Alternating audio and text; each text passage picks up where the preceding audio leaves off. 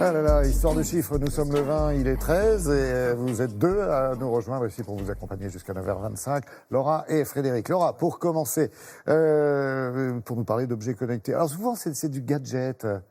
On a en tout cas l'impression que ça peut être du gadget. Tout est connecté aujourd'hui. Hein. Votre paire de lunettes peut être connectée. Ah, j'ai eu peur. Mon papa, il est aussi connecté. Mais non, nous-mêmes, nous sommes connectés via nos smartphones, mais oui. tout, la cuisine, la maison, les objets, les montres, il y a même des chaussures connectées à la montre pour connaître nos performances sportives. Justement. Et il y a beaucoup d'objets connectés dans le domaine de la santé. Ouais. Et on reçoit régulièrement, même ici, des objets à tester avec... Toujours utile vous allez voir, certains le sont moins, mais d'autres sont indispensables aujourd'hui. Donc, ce qui m'a intéressé, c'est de faire une sélection d'objets, à la fois pour l'apnée du sommeil, pour l'électrocardiogramme, pour le tensiomètre, et de collecter des informations et de demander à des professionnels, à un pharmacien et à un médecin, pas aux utilisateurs ni aux marques, ce qu'ils en pensaient. Voilà, je suis allée rencontrer un pharmacien et un médecin geek.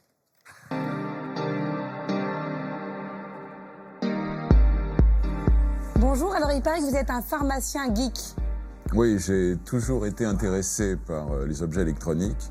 Il se trouve que maintenant, on a un tel choix que je me suis un peu plongé là-dedans. Une des premières choses qui m'a intéressé récemment, c'est une montre qui permet de détecter l'apnée du sommeil. Et c'est la première qui soit sortie dans ce domaine-là. J'ai pu la tester et je me suis rendu compte que j'en faisais un peu. Donc j'ai pu modifier mon comportement nocturne pour éviter ce genre de problème et j'ai pu en faire bénéficier mes clients. Et vous avez testé aussi un tensiomètre et un électrocardiogramme. Qu'est-ce que vous en avez pensé? Alors l'électrocardiogramme, c'est très pratique parce qu'il nous est arrivé plusieurs fois dans la pharmacie d'avoir des gens qui arrivent vraiment en plein malaise et ça permet de faire instantanément un électrocardiogramme et le transmettre à un médecin, voire aux pompiers, de manière à ce qu'ils interviennent en fonction de ce qu'ils observent sur cet électro. Le tensiomètre connecté est assez pratique pour les gens qui ont une surveillance à faire régulièrement. Donc ils viennent chez nous, on enregistre leurs problèmes de tension que l'on peut ensuite transmettre au médecin.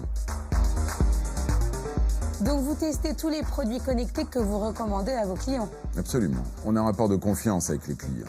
Donc à partir du moment où on a testé un produit, il faut être sûr que le produit soit de qualité et rende le service attendu. Vous êtes médecin, quel regard vous portez sur cette santé connectée? Je suis très optimiste sur l'avenir. Alors c'est rare d'avoir un médecin aussi emballé par les nouvelles technologies, mais je considère qu'on va avoir une ère fabuleuse à vivre dans les 5-20 ans qui vont venir. Est-ce qu'aujourd'hui une montre peut sauver la vie? Il y a plein d'exemples en ce moment de patients qui vont ne pas faire d'accident vasculaire cérébral grâce au dépistage très précoce de l'arythmie cardiaque par les objets connectés qui transmettent l'électrocardiogramme, les montres connectées, les lunettes connectées, tout ça c'est quelque chose qui rentre dans les vrais outils de prévention. Est-ce qu'il y a une mise en garde quand même à faire auprès des patients concernant tous ces objets connectés? Il y a à boire et à manger. Il y a un peu de tout. Si on regarde sur Internet, sur les revues, on a des milliers de produits qui sont maintenant proposés. Alors, il y a des vrais objets de santé, des objets qui sont prescrits par les médecins, qui vont être accompagnés par les pharmaciens, conseillés par les pharmaciens, qui sont les vrais objets qui ont une valeur ajoutée dans le parcours de soins. Et puis il y a des choses qu'il faut complètement oublier parce que ça ne sert à rien, voire même ça peut être délétère parce que ça peut nous faire ignorer une maladie pendant de nombreuses années. Donc là, il ne faut pas jouer, ce sont des choses très sérieuses.